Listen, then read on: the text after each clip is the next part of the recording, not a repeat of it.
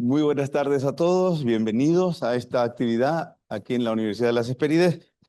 Es una actividad muy emocionante para nosotros por varios motivos. Uno, porque es la actividad a través de la cual la universidad por fin se adentra en el mundo de la literatura, que es algo que desde que estábamos tratando de poner en marcha la universidad era uno de los campos que veíamos como un terreno en el que queríamos estar por participar en la conversación acerca de cómo se desarrolla la literatura, la influencia que tiene en la sociedad y, y cómo influye en la vida de cada persona.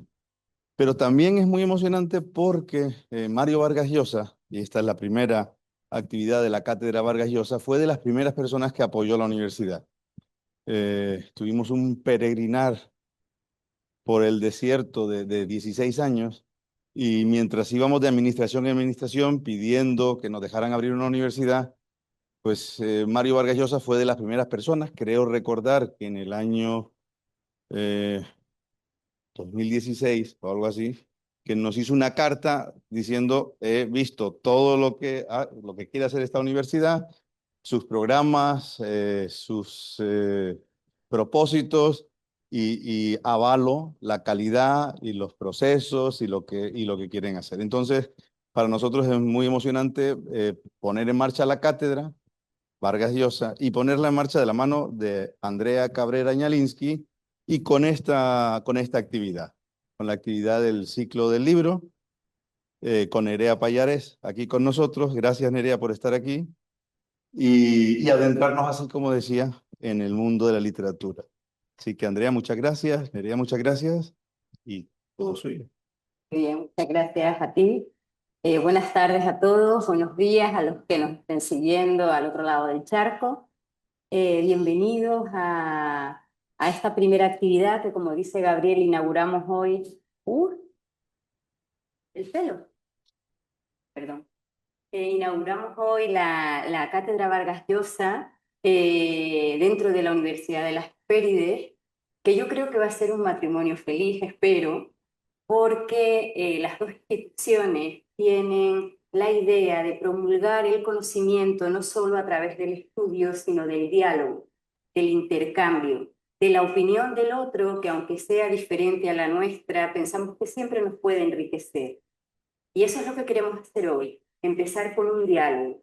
Este ciclo del libro que hoy inauguramos tiene vocación de servicio, pretende ser útil para todo aquel el que esté interesado en los eslabones que van desde que una idea empieza a fraguarse en la cabeza de un autor hasta que el libro llega a manos del lector a través de una librería.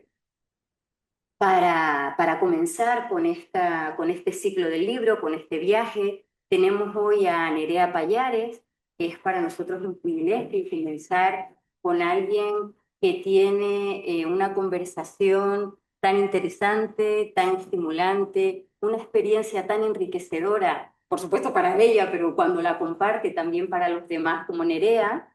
Ay, el pelo, ¿verdad? Y bueno, pues tenerla aquí, la verdad es que es un privilegio. Yo tengo un montón de preguntas que hacerle, pero me parece que lo más interesante es todas, que no solo yo, sino que todos los que estamos aquí, los que nos siguen desde otros lugares, estas preguntas que nos rondan en la cabeza, pues aprovechemos que tenemos a alguien como ella aquí y nos animemos a hacerlas, ¿no? Mejor de viva voz que escritas para eso, para que este patio se convierta en un espacio de diálogo que es lo que pretendemos, ¿no? Nerea Payares es autora de la novela que ven aquí, de Punto de Araña. Salió en castellano hace apenas 2 meses con Libros del Asteroide. Antes lo había hecho con una editorial gallega, Galaxia. Antes de eso había obtenido un premio, el García Barros, y antes de eso también había publicado varios libros de relatos. La última novela, que está recién salidita del horno, ha tenido una acogida estupenda. Cuando la lean se van a dar cuenta por qué. Porque la verdad es que una novela excepcional, en la que un grupo de mujeres tejen y destejen la vida y el lenguaje y se hilvana esta historia de mujeres con la denuncia social y con la magia, escrita además de una manera muy poética. Entonces, a mí me gustaría empezar preguntándole a Nerea cuál es el punto de partida de ese punto de araña, ¿no? ¿Cómo surge la idea de contar esta historia? Bueno, antes de empezar yo quería también dar las gracias a todas por venir en primer lugar, desde aquí o desde vuestras casas, y a esta invitación también por parte de la Universidad y de Andrea tan generosa, que la verdad es que cuando me llamó para contarme la idea, ¿no? De qué supone este ciclo, cómo se enfoca y demás, pues me pareció muy interesante y muy necesario, muy generoso también, ¿no? Esta idea que has tenido de dar visibilidad y transparencia a todo el proceso de concepción de una obra, que es algo que normalmente pues, no tenemos ni idea, ¿no? Y que creo que nos acercamos a cualquier obra, pero desde luego que a las literarias, novelas o el tipo de libro que sea, dándolas por hecho, nos acercamos al resultado, ¿no? Pero ¿qué pasa con todo lo que hay en el proceso? Y quién nos lo cuenta? ¿Cuándo podemos compartir las dudas? ¿No?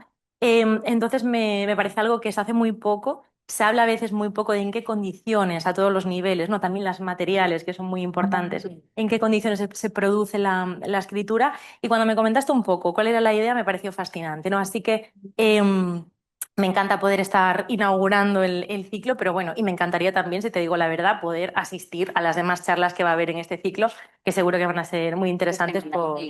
Claro, ahí estaré yo al otro lado para las siguientes. Bueno, y sobre la novela, sobre el punto de araña, el punto de partida.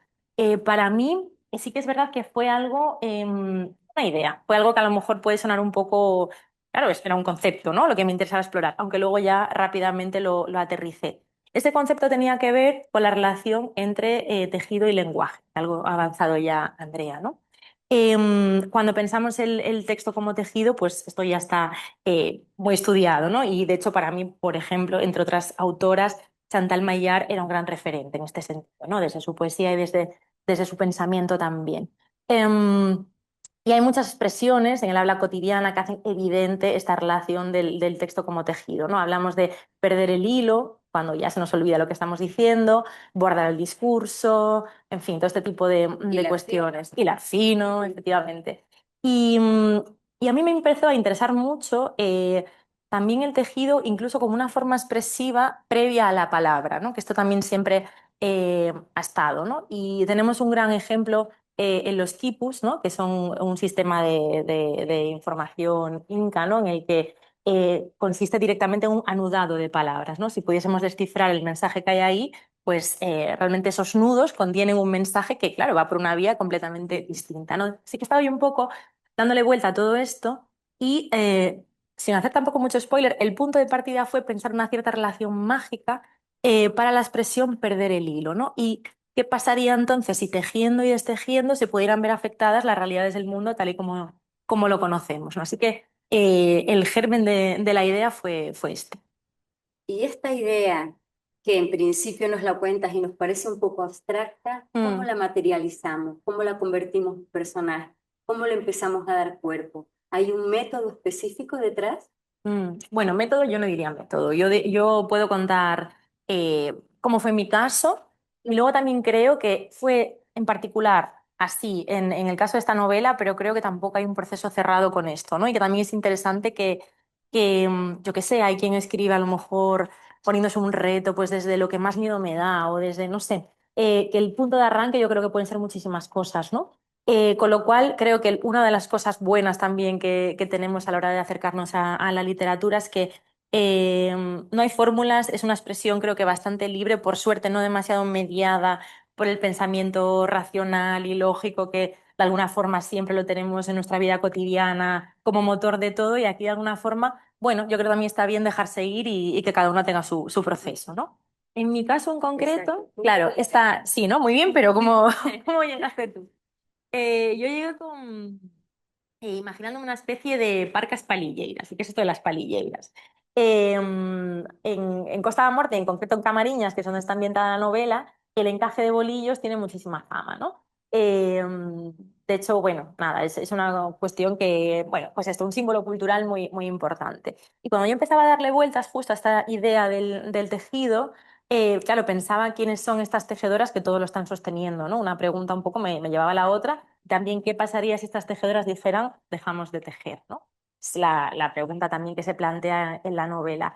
Y sí es verdad que toda esta dimensión más abstracta, arquetípica, mítica, estaba ahí, las arañas, el arquetipo de la tejedora, todo esto, pero se materializó cuando empecé a pensar en quiénes eran las protagonistas, en las mujeres del pueblo. Entonces ahí me di cuenta de que eran estas palilleiras. Y estas palilleiras las veía también con esta otra dimensión, pero de pronto era algo ya muy humano y muy cotidiano, ¿no? Y era la historia de las mujeres del pueblo y de las mujeres del mar.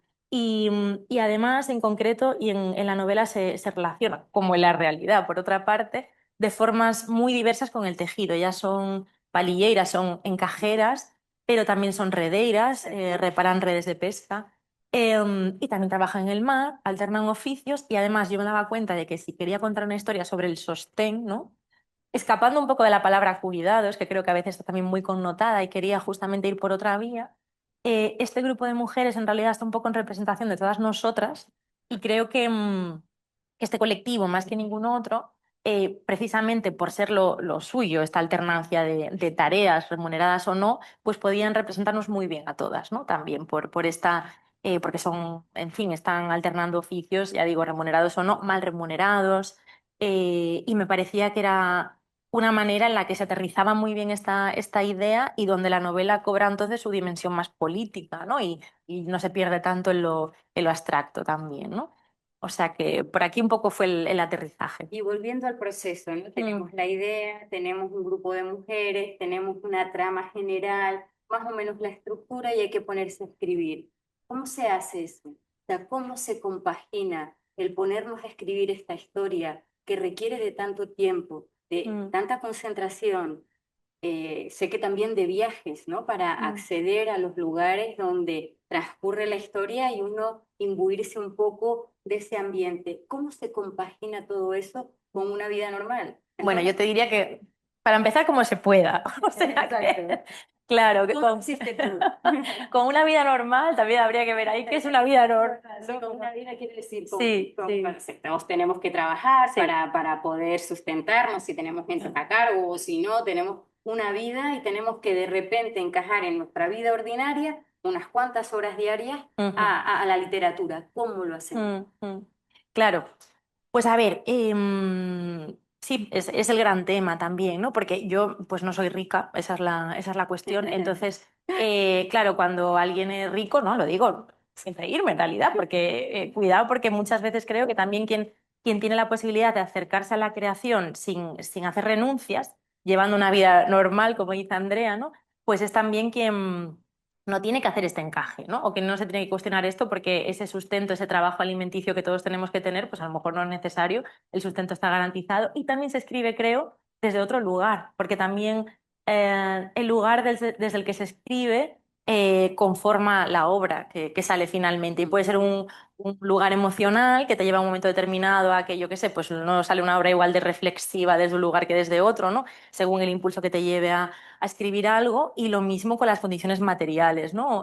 Entonces yo creo que también, y desde dónde se está contando, qué tipo de voces son las que estamos escuchando, ¿no? Si finalmente el acceso a la creación solamente lo tienen a lo mejor, pues ya digo, quien tiene en ese sentido una comodidad, ¿no? Si no la tienes, pues yo la fórmula que he probado es... durante un tiempo he hecho todo tipo de trabajo, soy periodista de formación, he estado haciendo pues, muchos trabajos por cuenta ajena. Durante un tiempo trabajaba al mismo tiempo que hacía la tesis, al mismo tiempo que quería escribir, al mismo tiempo que quería tener una vida social normal, como dice Andrea, irme a tomar unas cervezas y con mis amigos y no podía hacerlo todo a la vez, ¿no? Entonces, la fórmula de todas las que he probado, que a mí más me está funcionando ahora mismo, es ser autónoma. Llevo ya como más de 5 años como autónoma, soy periodista freelance. ¿Y qué implica esto? ¿En qué se traduce en el día a día? Pues en tener que, claro, yo no escribo desde una tranquilidad absoluta y esta novela no ha sido escrita desde una tranquilidad absoluta, de tener un tiempo completamente concentrado, ¿no? De pronto yo tengo unos ingresos muy variables, eso también asumes una gran inestabilidad también para poder, mi ejercicio era el de darle prioridad a la literatura, entender que escribir para mí estaba en el centro, ¿no? Y que realmente era algo que merecía la pena y que era un oficio, ¿no? Otra cosa es que, y en eso podemos entrar también, ¿no? Otra cosa es si el sistema ahora mismo, tal y como está montado, muchas veces pensando, presuponiendo una cierta gratuidad, ¿no? De ciertas cosas que están relacionadas con la literatura, permite que sea un oficio o no, pero el hecho de que sea un oficio para mí es incuestionable, ¿no? Y entonces, queriendo darle ese papel a la literatura, a mí lo que más se me ajusta es pues, la flexibilidad de poder tener un trabajo autónomo. Pero ya digo, eso implica precariedad, implica no tener ingresos estables, implica estar sumergida, como me ha pasado, en el proceso de escritura de la novela y de pronto que se me caiga un cliente y tener que parar y tener que apagar un fuego, que en ese momento es conseguir otro cliente y pagar el alquiler. Entonces, pues esto es la realidad. Es decir, o sea que, aunque a Y veces en no... todo este proceso, Mm, ¿qué papel juegan, por ejemplo, en tu caso, las residencias literarias? mm. Que pudiste acceder a alguna, ¿cómo es esa experiencia? Sí, bueno, yo ahí sí que animaría, si alguien está en el proceso, ¿no? de escribir, para mí las residencias son muy interesantes, aunque es verdad que, bueno, justo esta novela sí que ha pasado por algunas y por algunas muy distintas, ¿no? Algunas que están formuladas más como un espacio de aislado, incluso aislado hasta el punto de que he estado hasta una isla mucho más pequeña que esta, de 200 metros cuadrados, pequeñísima, la isla de San Simón. Sí, sí, al lado de Redondela, en Galicia. Pues claro, lugares así, en los que estás completamente concentrada, aislada, metida en tu proyecto, muy pensados para que sea un ejercicio de concentración, pero también de pronto residencias que suponen conectarte pues, con otros artistas, otras disciplinas, en medio de una ciudad muy interesante que no conoces, a la que llegas y dices, ahora me voy a meter yo en mi habitación a encerrarme, a escribir concentrada en el proyecto. Igual no es lo que más me apetece, ¿no? Y luego también la propia expectativa con la que llega se puede cumplir o no, porque también hay algo de artificial en tener una presión concreta, que ese tiempo esté a contrarreloj, ¿no? Y que de repente te den 15 días y que la idea tenga que venir y sí, qué pasa si me bloqueo, qué pasa si estoy, esta cosa que nos pasa ahora todo el rato, que el tiempo tiene que ser provechoso, desaprovechando el tiempo tan valioso que me han dado. Pero con todo y con eso, yo diría que las residencias siempre son interesantes por muchos motivos, porque siempre surge algo que no esperas, del tipo que sea, puede ser bueno o malo, pero eso incluso lo malo también es interesante, yo creo. Y entonces siempre suceden accidentes que de alguna forma los puedes incorporar, yo creo, acaban afectando el proceso y eso yo creo que es interesante y que es distinto a hacerlo sola en tu casa completamente en fin, que pues, a ver, en esta novela ha habido de todo, ¿no? O sea, ha habido muchas temporadas en las que he estado sola en mi casa. Pues estuve, a ver, lo que es el ejercicio de escritura en sí, yo creo que fue como un año y algo, pero es que venía de una documentación previa bastante extensa, que para mí de alguna forma la documentación también es como ya ponerte a escribir, ¿no? Aunque no sea la fase de Sí, escritura, pero de alguna forma ya te permite como, ya sabes que estás dentro de un proyecto, ya empiezas a sí. explorar ideas, ya estás Y hay ensimismada, unas ¿no? frases, ¿no? Que después se te entreveran. Eso es. Y entonces, bueno, esa fase de documentación fue más extensa todavía que la de la escritura. De hecho, me pasó un poco con ella que cuando empecé a escribir tenía tanta información previa que estaba incluso un poco abrumada con cómo entro ahora, ¿no? ¿Cómo empiezo? ¿Cómo organizo todo esto? ¿Cuál es la primera palabra? Pero sí, las residencias yo ya te digo, las veo como recurso valioso. ¿Qué pasa con ellas también? Me parece también que son a veces un recurso un poco parcial, ¿no? Que quién se puede permitir ir a una residencia. A veces duran 15 días, un mes o 2 meses, ¿no? ¿Quién puede dejar su trabajo para ir a una residencia y estar 2 meses allí disfrutando de esta oportunidad? Yo puedo, en este momento de mi vida, por todo esto que te contaba ahora, ¿no? Por el modelo un poco que he configurado para justamente poder optar a esto. Pero también entiendo que aquí tenemos este problema, ¿no? Y que hay algunas también que están pensadas, pasó en el caso de la CITE, que ya contemplan el poder ir con tu familia allí, poder ir con, si tienes hijos a cargo, ¿no? Que son pues, muy extensas algunas, ¿no? Que duran, pues yo que sé, un año, más de un año, ¿no? Entonces, bueno, creo que hay que repensar también este tipo de recursos, ¿no? Que son muy necesarios, pero ¿quién puede optar a ellos Claro. sin tener que, claro, ¿Quién pudiendo puede aparcar su compaginarlo? vida, ¿no? Para dedicarse a esto y luego volver y volverte a meter en la Claro. rueda, ¿no? Claro, o 2 meses, ¿no? Que sea 2 meses, pero ¿qué haces? ¿Tienes una Sí. excedencia? Claro, tienes a alguien a tu cargo, ¿cómo lo puedes compaginar, ¿no? Entonces, bueno, por la cuestión de los accesos al final, ¿quién se puede permitir esto? Y una vez pasa todo este tiempo, has ido a tus residencias literarias, te has primero que nada documentado. Cuando ya tienes el manuscrito, ¿no? Independientemente de que cada vez que lo leas, entiendo que lo corriges y lo vuelves a corregir. Cuando tenemos el manuscrito, ¿qué hacemos con él? ¿Cuál es el camino a seguir, ¿no? A mí este ciclo parte de una necesidad personal. Yo cuando termino mi primera novela pienso que ya he hecho lo más difícil del trabajo y me doy cuenta de que no, de que ahora empieza la búsqueda para que esto que llevo tanto tiempo elaborando pueda llegar al lector, ¿no? ¿Cómo fue ese camino tuyo? Bueno, claro, el camino con esta novela, porque si hablamos de los libros Sí. anteriores, claro, cada libro también es un mundo y tú también te vas ubicando. A ver, yo en este caso lo presenté a un premio. Los premios a veces son un camino interesante porque muchos tienen, pues eso, aparejada la publicación, una dotación económica que en mi caso también era importante porque era un ingreso más, junto con esos otros ingresos con los que hago ese equilibrio, ¿no? Para tener un sueldo. Y, y entonces, pues bueno, opté a este premio, al García Barros, que es un premio que tiene mucho prestigio en Galicia y estaba asociada a esta publicación con Galaxia, ¿no? En mi caso, este fue el punto de partida. Y a su vez también yo fui la que trabajó el manuscrito, la versión en castellano, ¿no? Porque quería, ahora bueno, la novela también fue traducida a catalán, que salió a la par en catalán y en castellano, y ahora va a ser traducida a otras lenguas, de las cuales yo ya en cierta medida me desentiendo, pero por lo menos yo quería hacer la versión en castellano. Y entonces me puse en contacto con la que es mi agente y a día de hoy, ¿no? Con las agencias también es un poco bueno, pues el envío de un dossier o de un manuscrito parecido al que se hace con una editorial, ¿no? ¿Qué quiere decir? Pues que no todas aceptan manuscritos.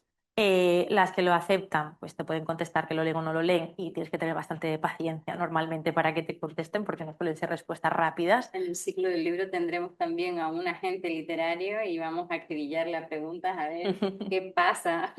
¿Por qué tardan tanto, no? Exacto. Bueno, eso más las editoriales, creo, ¿no? Todavía Sí, que... sí, sí, pero hay veces que es casi igual de difícil acceder a un agente que a una editorial, ¿no? Cuando se supone que accedas a la gente para que te lleve a la editorial y dices tú, pero estoy aquí perdida, ¿no? Entre estos...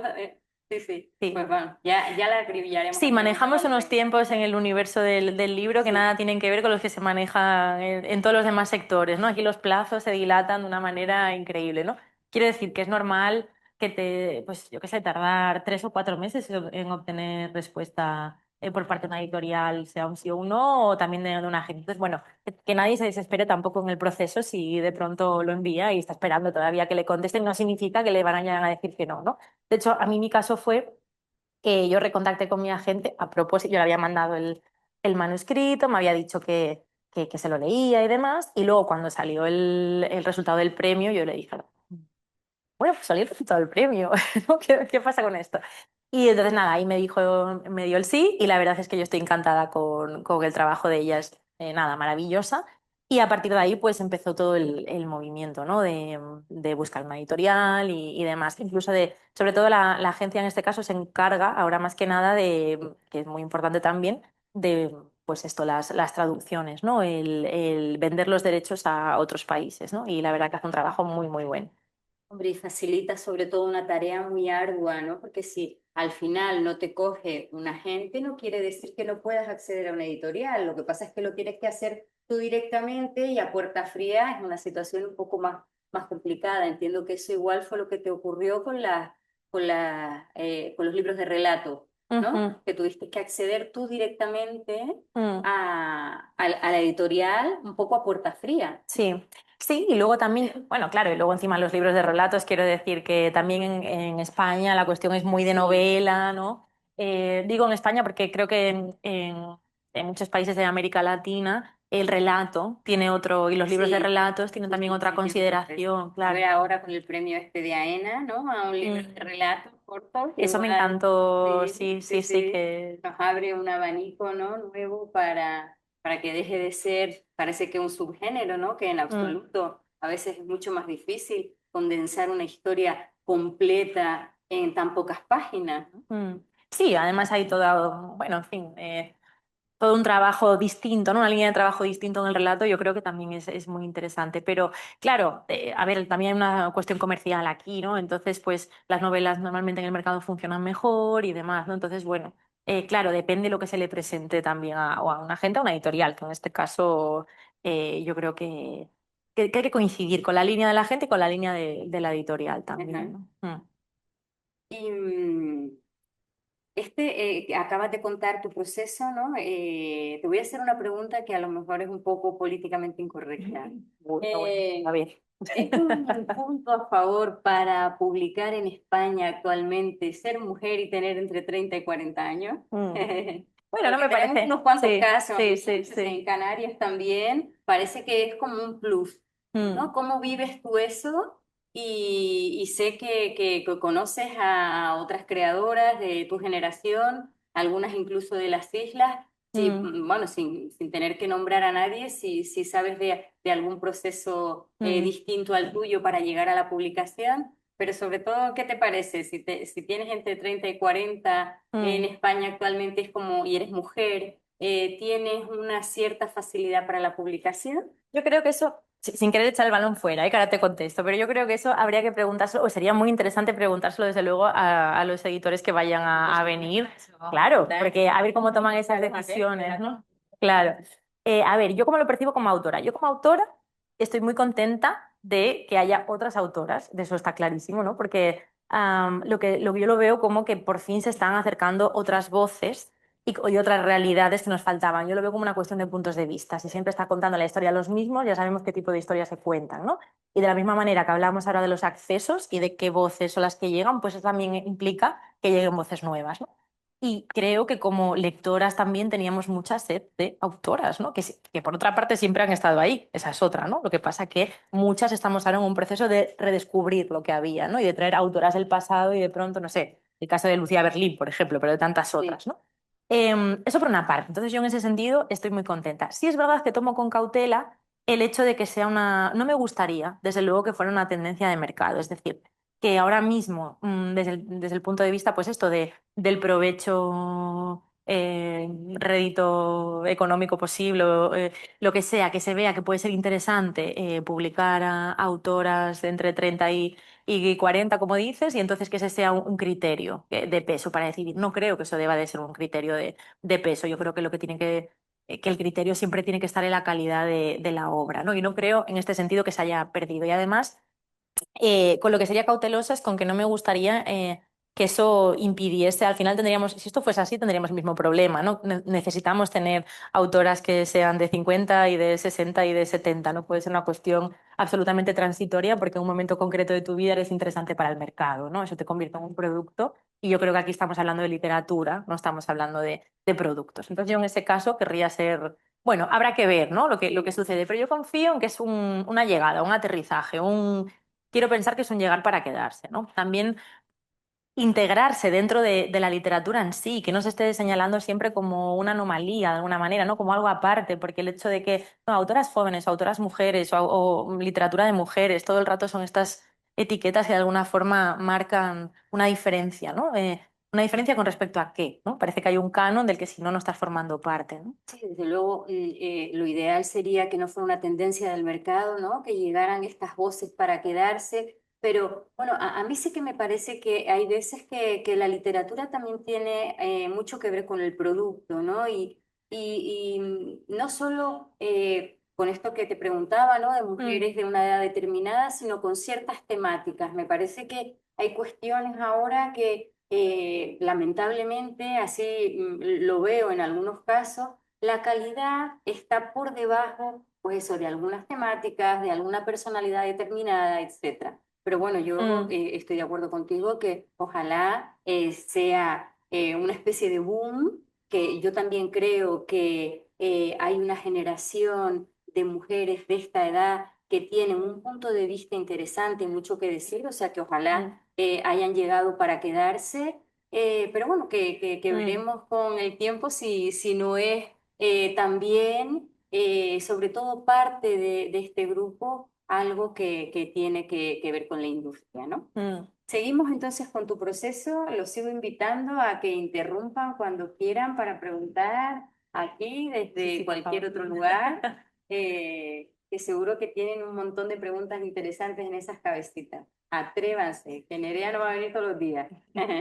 Bueno, si me Vamos invitáis, a yo vamos a invitar encantada, a ¿eh? veces, sí, sí, sí, sí.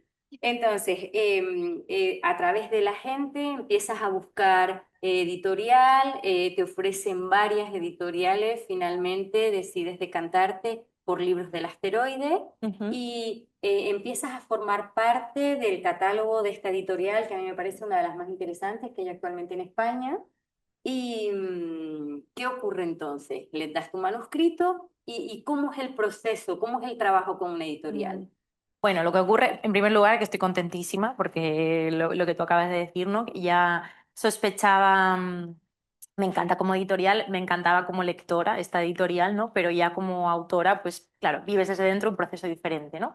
Y bueno, la verdad que un proceso maravilloso y muy profesional, yo digo, resalto esto porque no es tan frecuente, debería de serlo, pero no es tan frecuente. Sí. Y bueno, pues el proceso, el inicial, desde luego, es un trabajo de edición con el manuscrito, ¿no? Que pasa por distintas manos, por la de Luis Solano, por supuesto, pero también por la de Fátima, es decir, otra editora de mesa, ¿no? Entonces, bueno, pues distintas lecturas, sugerencias, pero yo lo he vivido desde luego desde un lugar muy poco invasivo, nada, o sea, un acompañamiento, cosas que creo que han hecho que la novela mejore, ¿no? Entonces, no, esa ha sido mi experiencia en concreto. Lo digo porque creo que también, no sé, hay veces que, no sé, hay quien se queja de que, en fin, que hay editores demasiado intervencionistas en el texto, que no es tanto una negociación como de pronto algo que sí o sí lo obligan a incluir o a eliminar o lo que sea. La verdad que no ha sido mi caso para nada, ¿no? Sospecho que esa realidad es más con las grandes editoriales, ¿no? Quizás no tanto con las independientes. Mi experiencia con Ciruela es idéntica a la tuya, ¿no? Ujú. Muy respetuosos y el manuscrito original, con ciertos retoques que mejoran la lectura, es muy parecido Mm. al que sale publicado. Claro, bueno, a ver, es que yo entiendo que eso es un buen trabajo de edición, ¿no? Yo creo que es entender qué es lo que has querido hacer y dentro de esa empatía real y de esa comprensión de la obra, de una obra singular en este caso. Luego, si es un acompañamiento al autor, yo creo que hay que entender también toda la dimensión de una obra que a lo mejor ya viene de atrás también, ¿no? Y eso yo creo que es la buena visión también de un editor. Entonces, bueno, pues un trabajo bien hecho, yo creo que es ese, ¿no? Otra cosa es luego si es muy frecuente ese trabajo bien hecho o no, Sí. pero la cosa es que eso debería de ser. Mm. Sí, ¿no? O sea, cuando yo creo que entregas un manuscrito después de tanta corrección y en tu caso de haber estado ya publicado, aunque sea en otra Mm. lengua, Mm. yo creo que llega como muy pulidito Mm. y los editores respetuosos lo respetan, ¿no? Sí. Que Bueno, es muy de en mi agradecer. caso tiene una cosa particular y es que yo cuando publiqué el libro con Galaxia, claro, fue, ya digo, primero gané el premio García Barros y entonces fue en ese momento cuando estaba asociada la publicación. Y hubo una corrección ortotipográfica, ¿no? Que siempre hay que pasar este filtro, pero no hubo un proceso de edición como tal, es decir, no se alteraron nada del manuscrito que yo entregué para el premio, fue tal cual el que está, ¿no? Y yo lo comentaba un día con mi editor gallego que le decía, ay, Marcos, pero entendiste totalmente la propuesta, ¿no? Como que no quisiste cambiar nada, no hubo una intervención por tu parte y tal. No, no, no te equivoques. Esto es porque nosotros, cuando un manuscrito gana un premio, consideramos que hay que respetar el original que ha reconocido el jurado. Entonces nosotros esos libros no los intervenimos en absoluto y no editamos. Si no, vaya si te hacía sugerencias, me decía. Entonces, bueno, es verdad que en este caso es verdad que venía publicado el original con Galaxia en gallego, pero era el manuscrito que yo había propuesto, tal cual, con ese filtro, digamos, de corrección de, yo qué sé, pues se te escapa una tilde, una coma Sí, ortotipográfica, ¿no? Pero no venía con un trabajo en este caso, de edición, ¿no? Ya que ha habido un poquito de ese trabajo. Es decir, no es que viniese tan pulidito de otra parte, ¿no? Sino que, bueno, fue así este que los proceso. respetaron. Sí, sí. A mí en este punto les quiero contar una anécdota de lo que nos pasó a Aldo García, que es el coautor conmigo de Paravere, que hicimos una novela que también accedimos a Ciruela después de haber sido finalistas del Café Gijón, y la novela trata de una gastrónoma vasca a principios del siglo XX en España. Y nada, lo que nos corrigió Ciruela, que por supuesto yo me había dado cuenta, es que a veces esta gastrónoma vasca de hace un siglo hablaba con canarismos que se me habían escapado. Por ejemplo, yo no sabía que dar avío es una expresión nuestra. En la península se dice dar abasto o que comemos en ondillas, ¿no? Pues yo pensaba que todo el mundo comía en ondillas, pues no, solo en Canarias. Entonces, ese trabajo de visión a mí también que me parece como interesante Mm. que hacen las Mm. editoriales. Y una vez, ¿tenemos alguna pregunta? Sí, sí. A ver. Ah, sí. A mí quería mucho el paso de la preproducción a la producción, el paso de esa parte de estudio metódico, científico, supongo, donde uno tiene que analizar la realidad, tratar de validarla, donde uno se convierte un poco, supongo que en un científico o algo así, ¿no? De análisis de la historia, de quién es quién, qué ocurrió, o qué ocurre normalmente, qué pautas hay.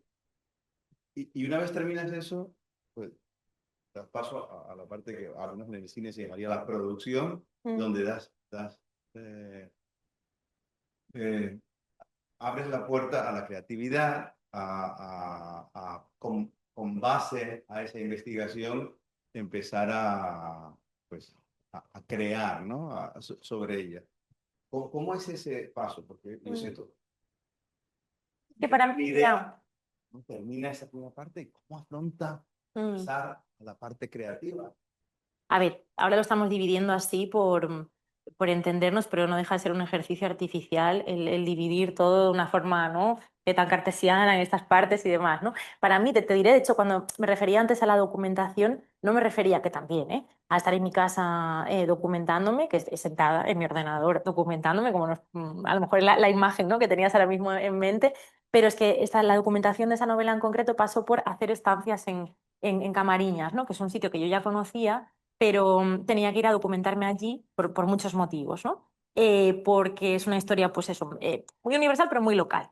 Entonces tenía que estar allí en el pueblo, estar en convivencia con las palilleiras y tomar notas de todo tipo in situ. Luego también es verdad que hay algunas bases documentales que me sirvieron para la novela que estaban ubicadas en Camariñas, sí o sí. Por ejemplo, en su biblioteca hay muchas referencias a puntos de encaje en concreto que son autóctonos del pueblo y esos libros no se encuentran en otro sitio que no sea en esta biblioteca del pueblo, ¿no? Y para mí era pues como ir a consultar un archivo, ¿no? Y realmente en ese sentido pues sí que es una documentación más tradicional, ¿no? Pero para mí, yo le llamo documentación a este tipo de notas y para mí como la prosa además tiene que tener siempre algo, estar muy permeada de sensaciones, ¿no? Y las imágenes es aquello que ves, pero aquello que hueles, aquello que sientes. Y además en la novela el entorno es un protagonista más y la fuerza del mar y del viento y esto de alguna forma es un personaje más, pues yo iba ya tomando notas y que tenían que ver con esto, ¿no? Que no quería luego que se me olvidase. También sacaba fotos del sitio, fotos que solamente tenían sentido para mí de el detalle con el que me quería quedar, ¿no? Y trabajaba después en el escritorio con esas fotos puestas y de alguna forma volver a la sensación, al lugar, cuando luego me iba a escribir, ¿no? Entonces, no te creas que eran tampoco dos fases tan irreconciliables o tan separadas entre sí, ¿no? Pero sí, sí que a veces, bueno, hay un poco de pánico, yo creo, de inicial a cómo empiezo algo, bueno, le estás dando vueltas, ¿no? Luego ya cuando arrancas, de alguna forma ya la cosa va. Entonces sí recuerdo un poco, más que nada, esta división de, vale, ya está. Si te sigues documentando, en el fondo es una excusa para no empezar a escribir, ¿no? Entonces, esto tiene que finalizar algún día, porque si no puede ser eterna esa documentación, nunca te acabas sintiendo del todo lista para empezar, ¿no? Quizás fue más eso, decir, ya está, empieza, ¿no? Encontrar el punto de arranque que otra cosa, pero más, yo lo veo como una fase, quizás dos fases, una fase más expansiva, en la que estás buscando algo, explorando, y eso puede ser esa búsqueda documental o las notas o lo que sea, y otra fase mucho más... bueno, íntima y que las dos son íntimas, ¿no? Pero no me entiendes mal. Una fase más recogida, la que estás de escritura, ya, plenamente. Que en mi caso, por cierto, no hago además esto disciplinado que muchas veces habremos escuchado de un poco de todos los días y no sé qué y tal, ¿no? Yo no lo hago así, la verdad. Incluso a la hora de corregir tampoco escribo.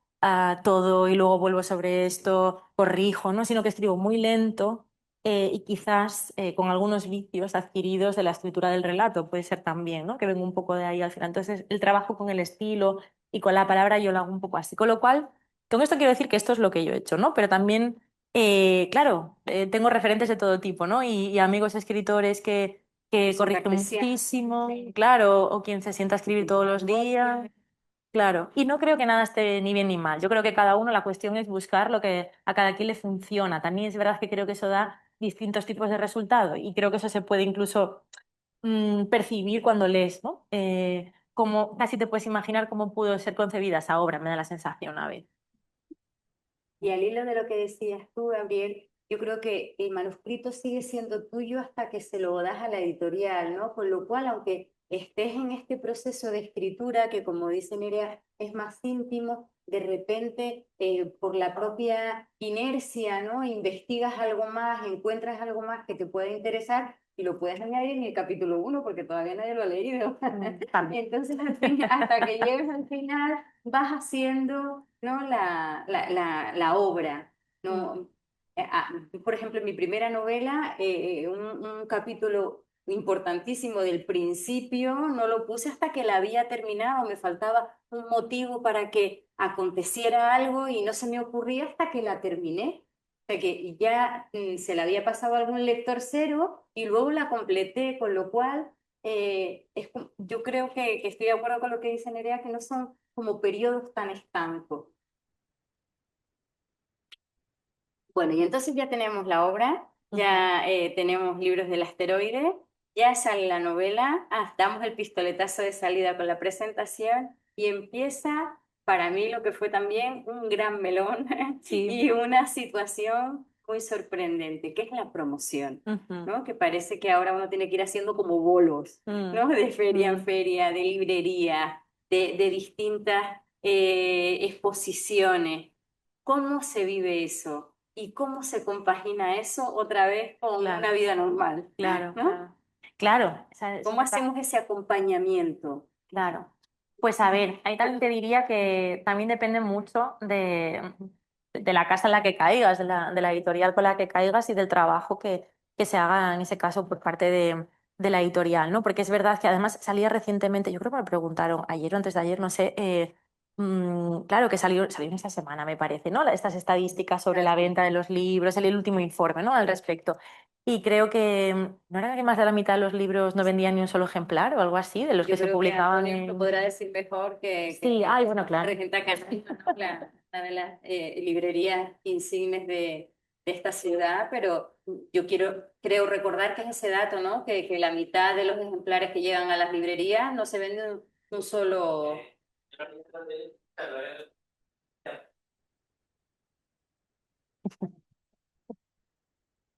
Hace unos años había calculado el dato para una ponencia en Liber, con los datos que yo tenía, que eran los de mi librería, y me salía un 45% de los libros que a nosotros nos entran y salen. Después un 25% vendías uno y del resto ya vendías dos o más. Y en el último observatorio se calculó ya, o sea, con bastantes librerías ese dato, y salía eso, del orden del 50% de los libros no, o sea, no que no se venda ningún ejemplar, sino yo no vendo ninguno, a lo mejor otra librería sí lo vende, pero en general, claro, se venden muy poquitos ejemplares, ¿no? Pero es un dato significativo que una de las principales librerías de la ciudad no venda ningún ejemplar, ¿no? Y la verdad es que a mí me parece descorazonador y dramático porque para que un libro llegue a la librería ha pasado el proceso que nos está contando Nerea, ¿no? Son unos cuantos años de trabajo con renuncia y, bueno, por no hablar de la ilusión, ¿no? Claro. Sí, la cuestión también es el sistema en el que estamos, porque no es bueno para nadie, yo creo. O sea que, claro, esto significa que la mitad de los libros que se publican con ese trabajo detrás, también con ese trabajo editorial, con ese trabajo de distribución, con todo lo que implica la cadena del libro, ¿no? Pues que pasan sin pena ni gloria, que no encuentran a ningún lector, ¿no? Y también la cuestión ahí está en, pues, al final lo mismo, el hecho de que sea un producto y que entre en un sistema y que sea una cuestión de mercado, pues que digo que no es buena noticia para nadie porque para el autor evidentemente no. Para las librerías yo supongo que tampoco. Incluso la cantidad de novedades, el no poder asumir saber lo que te llega, leerlo, defenderlo o no, poder recomendarlo porque es una cantidad masiva, ¿no? Como lectora también te acabas totalmente sobrepasada, ¿no? De la cantidad de novedades que llegan y esa sensación con la que vamos todo el rato de que no llegamos a nada, ¿no? En general en la vida y con esto también, de repente, ¿no? Y claro, tiene un poco que ver con el sistema. Entonces la promoción sí o sí es algo que, desde luego, una parte muy importante para que el libro tenga visibilidad porque estamos donde estamos, en este mercado tan competido, ¿no? Esta es la cuestión. Si fuese de otra manera, pues estaríamos hablando de otra cosa, ¿no? Pero aquí la promoción es importante por eso. ¿Por qué decía lo de caer en una buena casa? Porque hay muchas veces, y yo creo que esta es la realidad de mucha gente cuando empezamos a escribir, y sobre todo con sellos pequeñísimos, ínfimos, extremadamente independientes, que todo es una cuestión, todo cae en los esfuerzos de la autora, ¿no? Y ahí, pues, por eso la realidad de muchísimos libros yo creo que es que no acaba de saliendo del entorno de tus conocidos, ¿no? Y al final, pues, lo compra tu familia y tus amigos, sí. Y a lo mejor un poco de boca a oreja, y si eres una persona muy sociable con muchos amigos, pues venderás el libro un poco mejor, ¿no? Pero no deja de ser estos circuitos muy reducidos y además para poder hacer pues eso, presentarlo en distintos sitios y demás, todo que sea algo completamente organizado por ti, ¿no? Autogestionado, con todo el estrés y la carga que se supone. En el caso de, una vez más, de Libros del Asteroide, pues yo aquí la verdad que estoy encantada porque dentro de toda esa profesionalidad también pues justamente en toda esta parte de darle visibilidad al libro y en todo el trabajo desde prensa, se hace un trabajo muy bueno, ¿no? Un trabajo impecable. Es verdad que luego, a ver, esto como todo, ¿no? Tú envías el libro a prensa, ellos hacen por su parte su trabajo muy bien y luego pues el libro puede interesar o no y te pueden llamar para que vayas a hablar sobre él o no. Evidentemente no se puede controlar hasta el final, ¿no? También es una cuestión de la propia suerte y la vida que luego tiene cada libro, ¿no? Pero en este caso sí es verdad que ellos hacen un trabajo muy bueno. Y si el trabajo es bueno y tienes también la suerte de que hay una buena respuesta por el otro lado, pues de pronto puede ser muy intensivo efectivamente el proceso de promoción.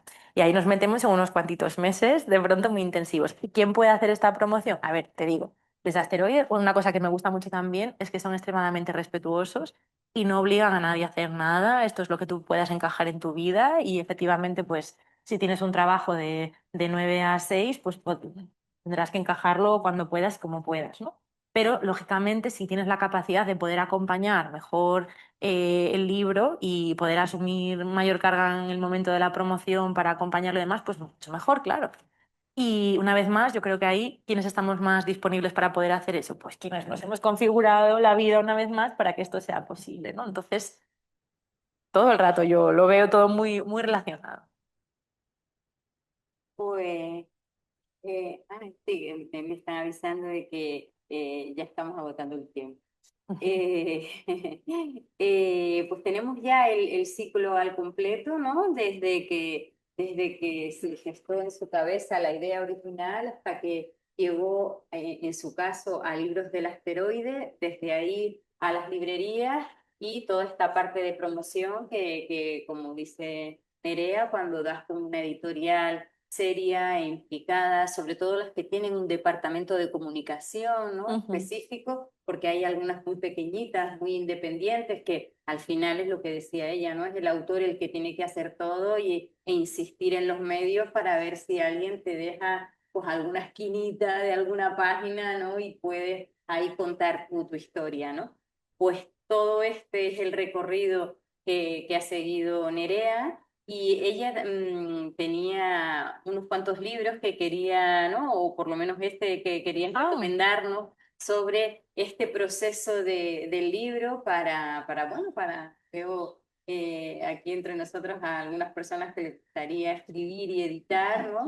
Para que se acerquen un poco más a todo este proceso creativo.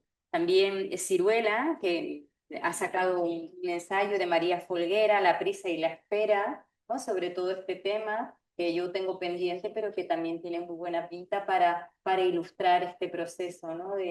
Que además conjuga la prisa por un lado y la pausa por otro, bueno, que es inherente a la vida y a la literatura. Y mm. Nerea, ¿querías proponernos tú Bueno, alguna yo lectura más me he también? traído me he traído uno que para mí es Dentro del bosque de Emily Gould, que para mí fue revelador en su momento porque, bueno, pues habla justamente de estas cosas de las que no se suele hablar, ¿no? Es una escritora que está en bloqueo creativo, y está de una forma muy precaria, decidida a escribir, eso sí, que siempre es importante, pero vamos, que se va quitando de Netflix, de la terapia, de todo lo que tiene un gasto extra, ella se quita de todo para poder dedicarse a escribir, ¿no? Y me parece bueno, que plantea bueno, pues esto, reflexiones interesantes y además esta editorial, Gris Tormenta, que es una editorial mexicana, tiene toda una línea para quien le interesen estos asuntos, ¿no? Sobre los procesos de escritura y de edición también puesto una línea de libros, ensayos de todo tipo dedicados a esto, que a mí me parece la verdad que muy interesante. Entonces, bueno, puede ser esto un punto de partida, pero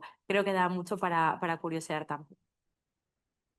Pues yo los invito a nuestra próxima sesión, que será el 14 de mayo, donde tendremos a una lectora profesional, ¿no? Que parece como, vamos, un trabajazo, ¿no? Que te paguen por leer. Los lectores profesionales son los que hacen de primer filtro en las editoriales grandes y también en el caso de Amaya Bozal, que es la que vamos a tener aquí, es lectora para algunos de los concursos más reconocidos, de concursos literarios me refiero, más reconocidos del panorama nacional. O sea que yo creo que será muy interesante lo que ella nos cuente. Y bueno, vamos a ver si nos apuntamos al carro de leer profesionalmente, ¿no? A ver, una preguntita más por ahí, estupendo. No, frente al dato, digamos que negativo de lo que no se vendía, sí, quería dejar un dato que es, vamos, lo vi la primera vez en el Congreso de Libreros en Valencia y después se ha hecho, que es que en las librerías independientes se vende más o menos, en número redondo, el 50% de los libros se venden en librerías independientes y el 50% en grandes cadenas, Casa del Libro, Amazon, Fnac, etcétera. Pero en ese 50% de las librerías son 420.000 títulos distintos. El 50% de las grandes cadenas son 200.000, menos de la mitad. Con lo cual, la importancia de las librerías independientes, si desaparecieran con todo lo que está pasando, desaparecerían todas estas editoriales de las que están hablando pequeñas, que donde tienen su campo de venta es precisamente en esa bibliodiversidad. Además de la experiencia, ¿no? Es muy distinto comprar un libro en una gran superficie que ir a la librería de, pues, ¿no? de tu barrio o de un barrio al que te guste acudir con un librero de confianza. En fin, la experiencia no es como pues, leer en papel y leer el libro electrónico. Vendo que se imponga el libro electrónico, pero la experiencia es otra, ¿no? Hay que invitar a las librerías también al ciclo del libro, ¿no? También. Sí, también También. tendrá, también tendrá. Sí, sí, sí. No se te Tendremos escapó ninguna, energía. vamos. A ver, que tenemos otra preguntita por ahí. Hola, bueno, una pregunta a las dos, que sois escritoras. Un poco en estos tiempos vertiginosos que llevamos muchos años, ¿no? Viendo cómo el mundo editorial también cambia muy rápido y las plataformas digitales y el mundo digital se adapta con nuevas soluciones editoriales, ¿no? A la gente que quiere empezar. Se me ocurre así, hablando con compañeros de talleres y tal, por ejemplo, el mundo del micromecenazgo tipo Berkami sería una opción. Luego esas pequeñas editoriales que te dicen, ay, qué bonito ha quedado tu libro, estamos interesados, pero te vamos a mandar 100 ejemplares, tú los vendes en un mes y luego si hay éxito, pues hablamos, ¿no? Con eso cubren gastos ellos, imagino, que queda a nivel familiar, amigos y tal. Y luego Amazon, que, bueno, te ofrece una maquetación en un formato especial. ¿Qué ocurre? Quizá que los primeros días vendes porque tu familia, tus amigos van a comprar. Amazon enseguida le pone el sello de bestseller, ¿no? Porque hoy, esta semana ha vendido 70 ejemplares bestseller y al mes está que no vende ni uno. Desde vuestra experiencia, si un escritor se inicia en una de estas tres opciones o aparte de los concursos literarios, que es muy difícil, ¿no? Quizá estadísticamente que se gane. ¿Hay alguna vía que sea más útil que otra o se deben intentar cualquiera de ellas? Yo, muy fácil.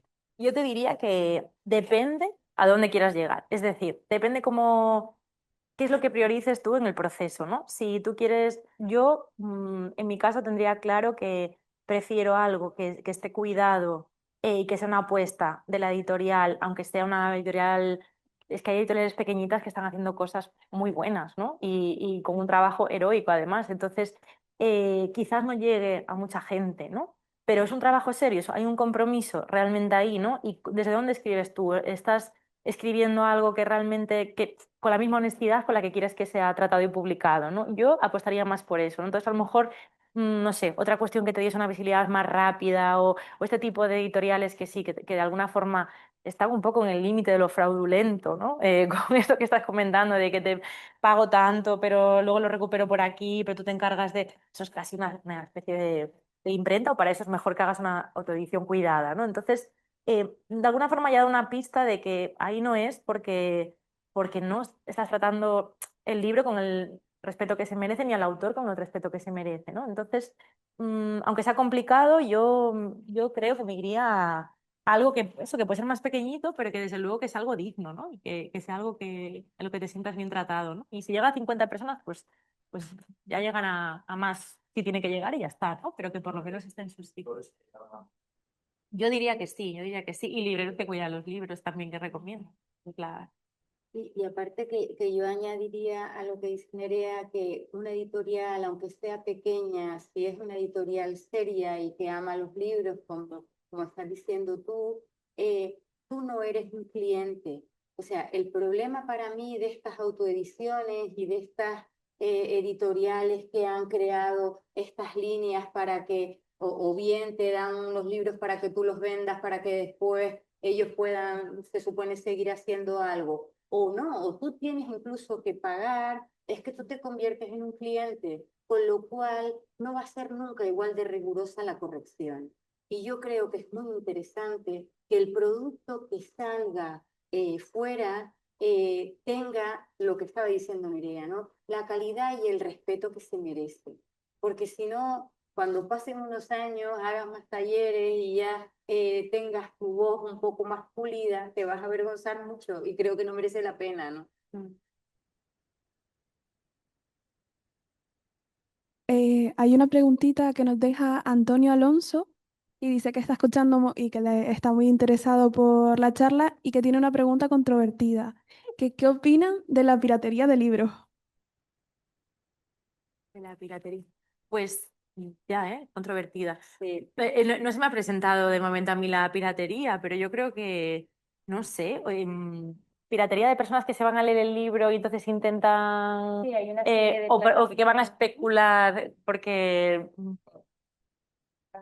sí, sí. Exacto, eso acontece. Pues, ¿qué opino? Que es algo fraudulento, pero me parece que es muy difícil de combatir y que desde luego si uno es un lector convencido y si no estaba convencido, espero que después de esta charla, con todo el esfuerzo que vemos que hay detrás, con lo difícil que es compaginar la creación literaria con el ser capaz de producir recursos, pues tengamos una conciencia superior y tratemos de pagar pues, los 20 euros que cuesta de media un libro, que creo que nadie va a dejar de comer por eso. Bueno, yo la verdad que se me estaba ocurriendo decir que no me parecía tan mal si se lo iban a leer, si era para leer ellos, la verdad. Me estaba pareciendo, pero bueno, pero precisamente con todo lo que estás diciendo, ¿no? Biblioteca. Eso, que la cuestión también hay que pensar el acceso a los libros y todo el mundo se los puede permitir, es otra cosa a pensar, ¿no? Pero bueno, efectivamente, ahí está sí, para valorar el trabajo que hay detrás, desde luego. Tenemos yo creo que una red de bibliotecas estupenda, ¿no? Ujú. Y desde luego yo con mis amigas lo que hago mucho también es nos prestamos libros, ¿no? Que eso me parece más lícito, porque bueno, porque cuesta mucho vender libros, aún vendiendo muchos libros, no suele ser una parte fundamental del sustento de la mayor parte de los autores, con lo cual creo que es algo bueno, que queda a criterio personal porque está al alcance de todos, ¿no? Y creo que además pasa esta cosa, claro, con el universo virtual y demás, que de alguna forma no le ponemos cara, no le ponemos cuerpo, y entonces, claro, ya está, es una descarga, ¿no? Pero, claro, es que justo esta semana vi las imágenes de una librería que creo que hizo bien en ello, que puso en Instagram de la cámara de seguridad a una lectora habitual que suele ir a la librería a comprar libros robando. Entonces las imágenes de la cámara recogían ella con el bolso abierto y llevándose todo el arsenal de libros, ¿no? Y realmente violenta mucho ver esas imágenes. Y se llenó el post de Instagram de comentarios pues eso, de un montón de lectores y de seguidores de la librería que no estaban para nada aprobando ese comportamiento en una librería independiente, además con todo el esfuerzo que eso supone. Y a lo mejor en ese caso lo vemos muy claro, porque le estamos poniendo cara, ¿no? Y tenemos la imagen, y en este otro no. Bueno, no sé, aún así me deja pensando la piratería. Añadir una cosilla sobre esto. Creo que el lector quiere el papel. El mundo digital no ha cuajado y nos gusta tocar y leerlo. Em, yo de niño pues tengo una colección muy grande de cómics, leía cómics y tal, y justo me pasaba que conseguíamos el PDF o el CBR, el escaneado, ¿no? de un cómic, me gustaba y lo compraba. De otra forma, quizás no lo hubiera llegado a conocer. Y tengo que echarle la culpa a que el mundo en el libro y el cómic, gracias a esos archivos, he aumentado mi variedad de lectura y de compra. De alguna otra forma, creo que es muy distinto de las películas y la música. Ahí sí se hace un daño, la gente pues ve la película en el USB, tal, la borra y ya está. Y no la va a comprar en digital, ni en DVD, ni en nada. Ahí creo que se hace un daño. Pero en este caso peculiar del libro y del cómic, creo, no lo apoyo, por supuesto, pero creo que el amante de la lectura y eso em, tiende a comprar más al probarlo, ¿no? Es mi experiencia y de compañeros, ¿no? Sí, a ver, también hay una cosa con el objeto, ¿no? Y eso pasa un poco ahora con los vinilos también, como un... Sí, sí. Luego también hay que poder tener capacidad de almacenaje. Yo vivo en una casa de menos de 40 metros cuadrados y ya no tengo donde poner más libros, también te digo, pero sí.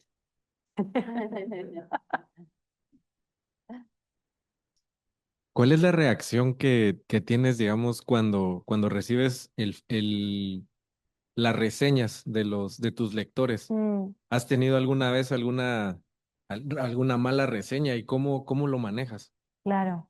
Sí, sí, es una grandísima cuestión. La parte de la exposición, porque también lo veníamos comentando estos días que, claro, el ejercicio de escribir es muy íntimo y luego hay un ejercicio que es el de la publicación y la exposición, que tú sabes que eso está ahí, ¿no? Pero que ni es manejable y es una fase completamente contraria, ¿no? A ese proceso tan personal y tan íntimo por el que has transitado antes de llegar ahí. Entonces, claro que recibes malas críticas y hay que estar, creo que... Bueno, vale. A ver, las hay muy buenas, pero claro, es que el cerebro hace esta cosa, ¿no? De siempre fijarse en las negativas, ¿no? Aunque haya muchas muy buenas y muy entusiastas, tú te vas a fijar en las negativas, ¿no? Y veníamos comentando el caso de Goodreads, que es, ya sabemos que es como una especie de nuevo Twitter de la literatura, algo así, en el que hay mucha gente que lo usa de una forma también muy respetuosa y todo esto, ¿no? Pero claro, hay también comentarios muy lapidarios, normalmente poco argumentados y ya está, ¿no? O sea, que van a generar, a herir y ya está, ¿no?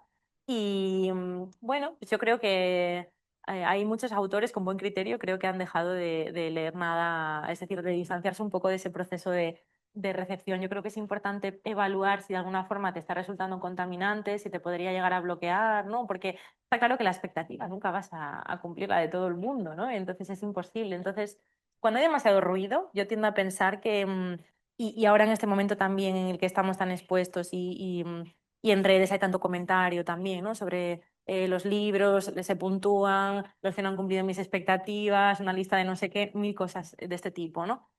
Tenemos el proceso de recepción más visible que nunca. Y creo que eso también puede sí que ser contaminante para ese proceso a lo mejor de reescritura después, ¿no?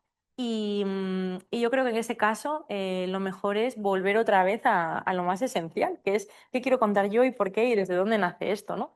Yo tengo amigos que están bloqueados en el proceso de escritura y es porque tienen unas expectativas propias que temen no llegar a cumplir y que se han empezado a crear pues como es un efecto bola de nieve total y entonces no consiguen salir de ahí porque es ya demasiado, no son capaces de empezar a escribir porque es demasiado lo que hay ahora mismo en su cabeza, ¿no? Ese monstruo, qué forma ha tomado ya, ¿no? Y entonces yo creo que cuando todo esto pasa, en el fondo no deja de ser algo ajeno a lo que te llevó una vez a escribir y es un interés mucho más genuino, ¿no? Y una expresión mucho más, yo la veo así. Entonces, bueno, diría que, ¿cómo se lleva? Pues ahora mismo con cierta, intento en la medida de lo posible con cierta distancia, ¿no? Pero no descartaría también llegar a tomar una decisión radical como la de otros autores, de decir, ya está, no consulto nada más, ni bueno ni malo. Simplemente, pues ya está, la crítica es algo que va a existir y que de alguna forma tiene una vida posterior al libro. El libro finaliza y tú lo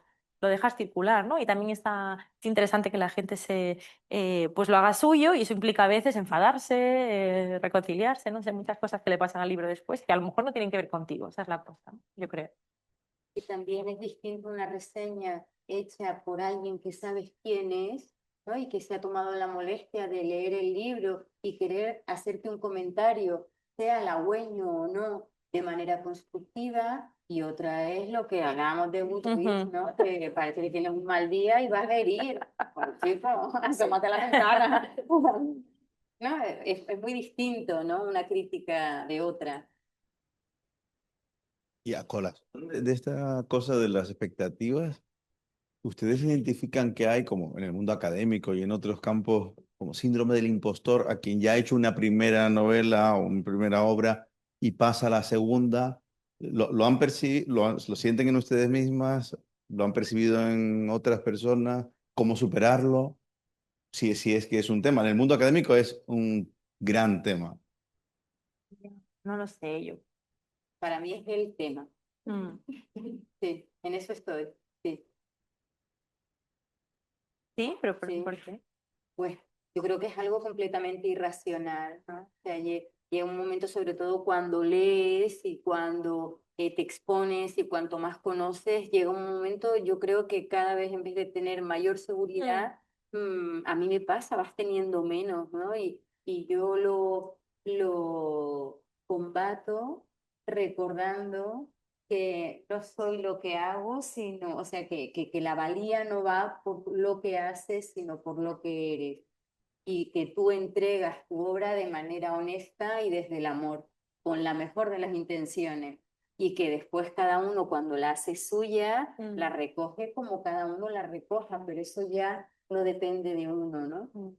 Para mí, esta es la manera más genuina de enfrentar una situación que muchas veces me paraliza. Bueno, y que esas expectativas, tú no te tienes que responsabilizar de esas expectativas, ¿no? Porque son ajenas, ¿no? Cada uno que tenga las que quiera, pero no tienes tú que recogerlas y que de alguna forma permitir que te bloqueen, ¿no? En el proceso. Claro, lo que pasa es que a mí por lo menos hay veces que me resulta muy difícil frenar esa sensación, ¿no? No sabía, fíjate, que en el mundo académico era también algo tan frecuente, porque yo es que como los veo tan seguros a todos hablando del mundo académico, digo, esta gente. Lo performan. Es una cuestión que es el ego, que da la sensación de seguridad, que en el mundo académico los egos son enormes con el síndrome del impostor. Y esa combinación da ese resultado. Pero el otro día leí un artículo al respecto y una mujer que declara o que ha declarado en diversas ocasiones sufrir un síndrome del impostor que muchas veces hasta la paraliza es Michelle Obama. Entonces dices tú, bueno, si hasta ella le pasa, ni tan mal, ¿no? Yo me leí el libro y, y nada, quería comentarte que me gustó mucho y sobre todo porque me pareció que tenía una forma muy poética y muy original de hablar sobre el papel de la mujer el peso de la mujer en la comunidad, ¿no? Y como si las mujeres en comunidad dejan de tejer, pues las consecuencias que tiene sobre el resto, ¿no? Me gustó mucho.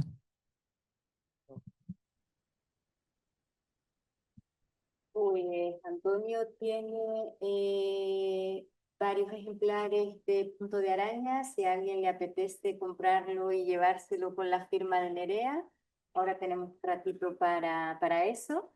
y nos vemos el día 14 de mayo con Amaya Bazán, a ver cómo se hace eso de vivir leyendo. Bueno, gracias.